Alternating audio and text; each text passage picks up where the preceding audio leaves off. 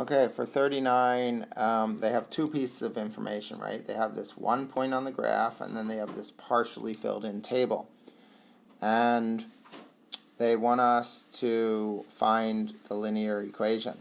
So from this graph, right here, we can see there's a point, -3, 3. So we can fill that into the table, -3, 3.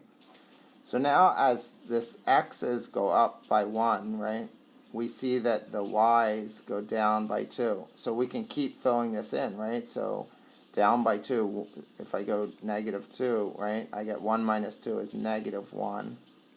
And then -1 minus 2 is -3, -5, -7, right, and -9.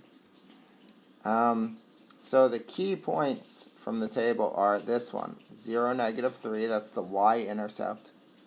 And the other key point is the -2, right, which is the slope.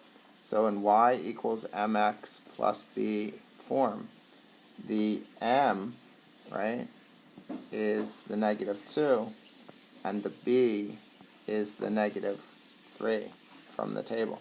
So we get y equals -2x minus 3 plus -3, right?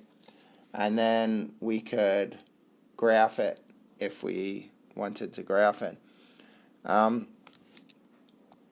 So for A, they said complete it and graph the line, right? So -2, 1, 0, -3, right? So we could put a point here, right? And then again with a straight edge it would look a lot better.